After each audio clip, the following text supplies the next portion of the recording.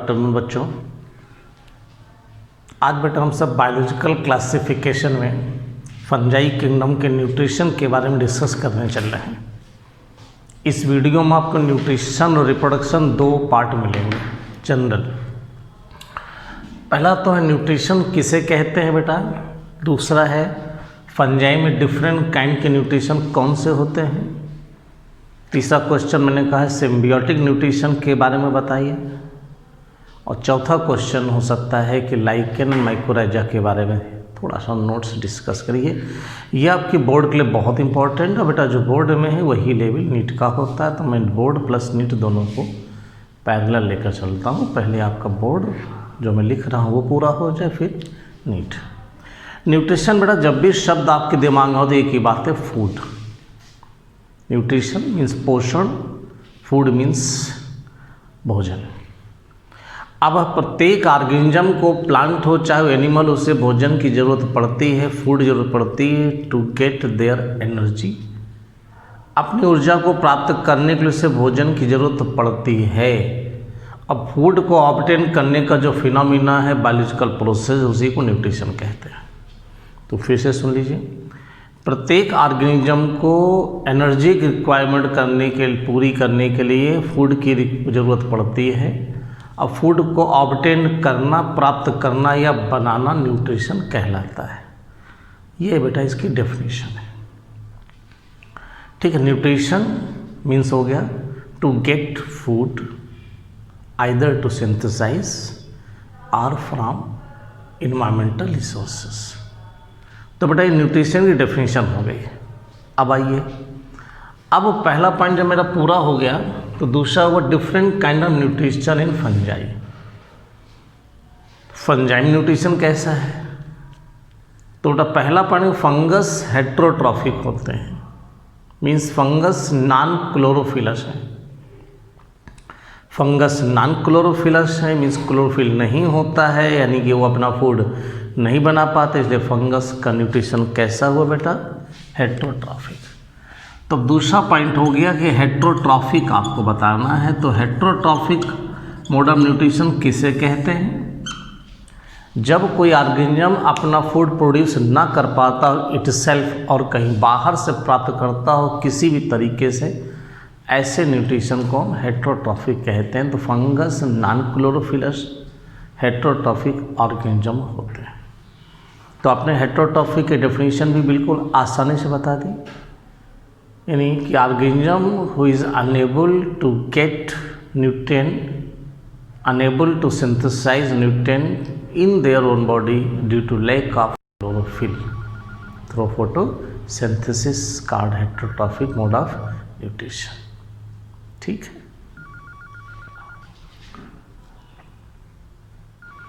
उसके बाद बेटा नंबर 3 आ जाती है बात कि काइंड क्या है हेट्रोट्रॉफिक मोड ऑफ न्यूट्रिशन। तो ये बेटा 3 प्रकार के हैं। एक होते हैं सेप्रोफाइट्स, हेट्रोट्रॉफिक बेटा परपोसी कहते हैं हिंदी में। तो हेट्रोट्रॉप सेप्रोफाइट्स हैं, हेट्रोट्रॉप को परपोसी कहते हैं बेटा, सेप्रोफाइट्स को मृतुपजीवी। इनकी क्या डेफिनेशन है, तो कहेंगे कि क्या करते हैं, दे एब्जॉर्ब, डिसॉल्व, पहला पॉइंट, डिफ्यूजिबल, सिंपल, सब ध्यान रखना, ऑर्गेनिक, फॉर्म ऑफ फूड। तो डिसॉल्व होना चाहिए, डिफ्यूजिबल होता है, simple, organic form of food from, आप डैश भी कर सकते हो, तो ये भी आ सकता है फ्रॉम डेड, डिकेइंग मटेरियल, ठीक। तो ये हो गया हमारा सेप्रोफाइट्स। ये डेफिनेशन है, बहुत सिंपल है सभी के लिए। इसमें राइजोपस भी है, म्यूकर भी है, एगरिकस भी है, इनके एग्जाम्पल है। Rhizopus Mucor Agaricus, Rhizopus Mucor Agaricus, Rhizopus Mucor Agaricus. Second number पर बेटा हम लोग कहते हैं जो इम्पोर्टेंट है वो पैरासाइट्स है। अब पैरासाइट्स को हम लोग परजीवी कहते हैं, एक्चुअली जीव जो दूसरे जीवों पर रहे। तो इसको कैसे डिफाइन करेंगे? ठीक, ये कहेंगे they obtained food from other organism. ये किसी दूसरे ऑर्गेनिज्म की बॉडी से फूड लेते हैं, ये भी एब्जॉर्ब करते हैं बेटा, दे आल्सो एब्जॉर्ब, किसी दूसरी बॉडी से, एंड साथ साथ हार्म देम, उनको क्या पहुंचाते बेटा? नुकसान पहुंचाते हैं। तो एक रिलेशन बन जाता है। इन ऑर्गेनिज्म को क्या कहते हैं बेटा? होस्ट, इनको नुकसान होता है, इन पैरासाइट को फायदा होता है। तो यहाँ पर होस्ट के लिए नेगेटिव और पैरासाइट के लिए पॉजिटिव, ये जो होता है इसे हम लोग पैरासिटिक मोड ऑफ न्यूट्रिशन कहते हैं। पक्सिनिया है, अस्टिलेगो है, सिस्टोपस है, इस प्रकार से मेलिनोस्पोरा है, ढेर सारी ऑर्गेनिज्म इस कैटेगरी में आते हैं। तीसरे बेटा कहते हैं सिम्बियोटिक, कह सकते हैं सहजीवी होते बेटा, यानी ऐसा जो सहयोग से काम करे। तो सिम्बियोट्स क्या होते हैं? तो सिम्बियोट्स को हम लोग कैसे कह सकते हैं? Symbiotic relation, symbiotic mode of nutrition, जहाँ पर बेटा दो ऑर्गेनिज्म एक दूसरे से क्या ऑब्टेन करते हो? बेनिफिट। ये क्या है बेटा? Relation of two organism where both are benefited, ऐसा रिलेशन जिसमें दोनों ऑर्गेनिज्म को बड़ा फायदा हो रहा हो, ऐसे रिलेशन को सिम्बियोटिक कहते हैं, मीन्स पॉजिटिव एंड पॉजिटिव। तो क्या फंगस ऐसे किसी ऑर्गेनिज्म से रिलेशन रखता है? तो हाँ, फंगस के एक ग्रुप है जो एल्गी से रिलेशन रखता है, तो लाइकेन कह देते हैं, और हायर प्लांट की रूट से रिलेशन रखता है तो उसे हम माइकोराइजा कह सकते हैं। ठीक है ना? तो मैं दो एग्जाम्पल इनके यहीं पर डिस्कस करूंगा बेटा कि व्हाट इज लाइकेन। लाइकेन को आगे भी बताएंगे बेटा, इसलिए यहाँ पर कुल एग्जाम्पल बताएंगे थोड़ा सा। लाइकेन बेटा एल्गी एंड फंजाई का रिलेशन है, जिसमें एक दूसरे को फ़ायदा देते हैं। ये अगले आर्टिकल में इसको मिलेगा तो हम उसे डिस्कस करेंगे, यहाँ के लिए इतना ही बताएंगे। ठीक है? लाइकेन बेटा एल्गी और प्लस किसका रिलेशन है? फंजाई का। ये फूड बना लेते हैं, इनको दे देते हैं, ये वाटर मिनरल एब्जॉर्ब कर लेते हैं, इनको दे देते हैं, बस दोनों बैठकर मस्ती से खाते पीते रहते हैं। ठीक, एक एग्जाम्पल और बताएंगे जो मैं यहाँ लिखूँगा, माइकोराइजा, यहीं से देख लो बेटा। माइकोराइजा, माइको मीन्स बेटा फंजाई होता है, राइजा मीन्स रूट, तो माइकोराइजा क्या है? ये बेटा रिलेशन है किसके बोलो? Between root of higher plant and fungi. तो बेटा root of higher plants and fungi, ऐसे प्लांट जिनकी रूट में रूट हेयर्स नहीं होते, ऐसे प्लांट जिनकी रूट में रूट हेयर्स नहीं होते, ऐसे प्लांट जिनकी रूट में रूट हेयर्स नहीं होते, और वे वाटर मिनरल एब्जॉर्ब करने में भी बहुत तकलीफ महसूस करते हैं, तो उनकी रूट के आसपास फंगस का एसोसिएशन हो जाता है। सॉइल से फंगस वाटर मिनरल एब्जॉर्ब करता है और प्लांट को दे देता है, तो प्लांट को वाटर मिनरल का फ़ायदा हो जाता है। फंगस फूड अपना बना नहीं पाता तो प्लांट का बना हुआ फूड फंगस को मिल जाता है। इस प्रकार बेटा दोनों को फ़ायदा हो जाता है। तो क्या है माइकोराइजा में?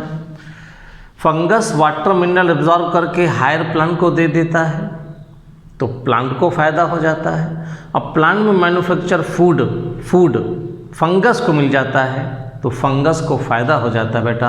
ऐसे रिलेशन को हम माइकोराइजा कहते हैं, और ये रिलेशन भी पॉजिटिव है, इसलिए इसे सिम्बियोटिक कहते हैं। तो बेटा यहाँ पर मैंने न्यूट्रिशन के बारे में जितनी बातें बताई वो आपके बिल्कुल परफेक्ट हैं इसके लिए, बोर्ड के लिए भी and also for the NEET. अब फंगस में यहाँ माइकोराइजा में एक बात एक्स्ट्रा बोलूँगा मैं बेटा। माइकोराइजा बहुत बार इस प्लांट की रूट के सराउंडिंग्स में होती हैं, और बहुत बार जो फंगस एसोसिएशन है वो इनसाइड द रूट चला जाता है। इसलिए माइकोराइजा बेटा दो हो जाते हैं, एक को हम लोग एक्टोमाइकोराइजा कहते हैं, एक को हम लोग एंडोमाइकोराइजा कहते हैं। फिर से सुन लीजिए, फंगस की रूट में बाहर से फंगस का एसोसिएशन होगा, सरफेस तक होगा, रूट के एपिडर्मिस तक होगा, तब बेटा ये एक्टोमाइकोराइजा होगा। अगर फंगस का एसोसिएशन अंदर वेस्कुलर टिश्यू तक हो जाएगा तो एंडोमाइकोराइजा होगा। एंडोमाइकोराइजा में हम लोग वैम कहते हैं बेटा। वैम का मतलब वेसिकुलर आर्बस्कुलर माइकोराइजा, वेसिकुलर आर्बस्कुलर माइकोराइजा। तो नीट के पॉइंट ऑफ व्यू से भी होगा। मैं बार बार कह रहा हूँ बेटा, बोर्ड पर लिखते हैं हम जितनी बातें, उनमें दोनों बातें आ जाती हैं बेटा, ध्यान से सुनिएगा। पहले बोर्ड देन साथ में, और उसके बाद नीट। तो ये जो बोर्ड में लिखा हुआ मैटर आपके पास अबाउट द न्यूट्रिशन है, ये बोर्ड प्लस नीट दोनों के लिए है। अब हम आते हैं एक और एक्स्ट्रा पॉइंट लेकर के इसका न्यूट्रिशन में। बेटा न्यूट्रिशन में ही कुछ पॉइंट्स स्पेसिफिक हैं, जैसे दिया गया मैंने ऑब्लिगेट कहा गया, ऑब्लिगेट पैरासाइट। ये क्या होते हैं? सुना है, ये थोड़ा एक्स्ट्रा है बट बेहतर है। ऑब्लिगेट पैरासाइट क्या होता है? ऑब्लिगेट पैरासाइट को मैं अगर हिंदी में कहूँ तो कहूँगा पूर्ण बेटा, पूर्ण परजीवी। मतलब ये बेटा कैसे होते हैं तो इन्हें कहेंगे ये ओनली पैरासाइट होते हैं। कैसे होते हैं? Only parasite. यानी ये बेटा होस्ट की बॉडी पर रहते हैं। यानी किस पर रहते हैं?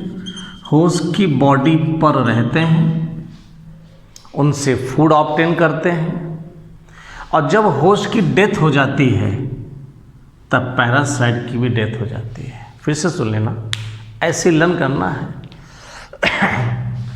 ये बेटा पैरासाइट ऐसे होते हैं होस्ट की बॉडी पर रहते हैं, उससे न्यूट्रिशन लेते हैं। अगर होस्ट की बॉडी की डेथ हो गई तो पैरासाइट भी ख़त्म हो जाता, तो कहते हैं they live only as a parasite. इसे बेटा इस विशेष कंडीशन को ऑब्लिगेट पैरासाइट कहते हैं। आखिरी कंडीशन बनी क्यों? अब ध्यान से सुनिएगा जरा, बनी क्यों? तो बेटा एक ऑर्गेनिज्म बताना जा रहा हूँ। फर्स्ट वो बेटा ऐसे लिखेंगे, एक ऑर्गेनिज्म मैंने कहा फर्स्ट वो बेटा पैरासाइट है। कैसे बेटा? वो पैरासाइट है, ठीक है। मैंने यहाँ ओनली नहीं लिखा है, फर्स्ट वो पैरासाइट है। यानी कि वो किस पर रह रहा बेटा? होस्ट पर रह रहा है, सही बात है। लेकिन होस्ट की डेथ हो जाए, मैंने क्या लिखा? होस्ट की क्या हो जाए बेटा? डेथ हो जाए। और होस्ट की डेथ का मतलब वहाँ क्या मिल गया उसको बेटा? ऑर्गेनिक मैटर मिल गया। मिल गया नहीं मिल गया? तो उसने कहा चलो होस्ट मर गया है, कोई फर्क नहीं पड़ता है, उसके डेड मटेरियल से फूड ले लो। बेटा डेड मटेरियल से फूड लेना क्या कहलाता है? सेप्रोफाइट। क्या कहलाता है? सेप्रोफाइट। तो अब ये कैसा हो गया बेटा? अब ये कैसा हो गया बताओ आप? सेप्रोफाइट हो गया। तो क्या ये सेप्रोफाइट था? आप कहोगे नहीं, ये सेप्रोफाइट नहीं था। था कैसा? ये पैरासाइट। तो ओरिजिनली बेटा पैरासाइट था, but become saprophyte after the death of host, इसलिए से इसे कहते हैं फैकल्टेटिव सेप्रोफाइट। और ये दूसरी कैटेगरी हो गई जिसे कहते हैं विकल्प, जो इसका है अल्टरनेट है वो मृतोपजीवी का है, मृतोपजीवी का है, यानी कि सेप्रोफाइट का है कि अब पैरासाइट नहीं तो चलो सेप्रोफाइट से ही। मुझे लगता है दोनों बातें आपको अच्छे से समझ में आ गई होंगी। मैं एग्जाम्पल बताऊं तो बड़ा इसका एग्जाम्पल है पक्सीनिया, इसका एग्जाम्पल है फाइटोफथोरा, एग्जाम्पल और भी हैं बट एटलीस्ट वन एग्जाम्पल आपको याद रखो तो ठीक है। तो कंडीशंस बेटा और स्पेशल इसके लिए जरा तीसरी देखना बेटा। तीसरी है बेटा ऑब्लिगेट सेप्रोफाइट। इसका मतलब हुआ बेटा पूर्ण रूप से मृतोपजीवी। कहाँ रहता है बेटा? डेड डिकेइंग मटेरियल पर। बस इसके बाद इसको कुछ नहीं समझ में आता, मतलब डेड डिकेइंग मटेरियल पर ही रहना है, डिकेइंग मटेरियल पर ही रहना है। किसी कूड़े बिनने वाले ना समझ बच्चे को अगर ये कहा जाए चलो तुम्हें अच्छे घर में रखते हैं तो वो नहीं मानेगा, कभी नहीं मानेगा। जैसे आपने अक्सर देखा होगा सड़कों पर जो भीख मांगने छोटे बच्चे होते हैं उनको कहो चलो तुम्हें घर में रखते हैं, अच्छे से कपड़े पहनाते हैं और तुम्हें काम दे देते हैं, अच्छा सा जीवन व्यतीत करोगे, पढ़ोगे लिखोगे, तो मानेगा नहीं, वो ऑब्लिगेट कहलाएगा सेप्रोफाइट, वो वहीं रहेगा। अक्सर ऐसा हुआ है, लोग बताते हैं, हम लोगों ने इस बात को महसूस किया है कि मान लिया कभी किसी से उसे कह दो तो वो फिर आने को तैयार नहीं होता है, वो वहीं रहना पसंद करता है। तो बेटा वो क्या कहलाएंगे? Obligate saprophyte. अब इनमें कौन है? इनके एग्जाम्पल हैं म्यूकर, इनके एग्जाम्पल हैं अगेरिकस, इनके एग्जाम्पल हैं मार्चेला, MAMM। ठीक, क्लियर हो गई बात बेटा? इस प्रकार से हम सब पक्सीनिया, फाइटोफथोरा, म्यूकर, एगरिकस, एक कंडीशन में अगर उनमें से जो पहले कहाँ रह रहा है फर्स्ट बेटा एज सेप्रोफाइट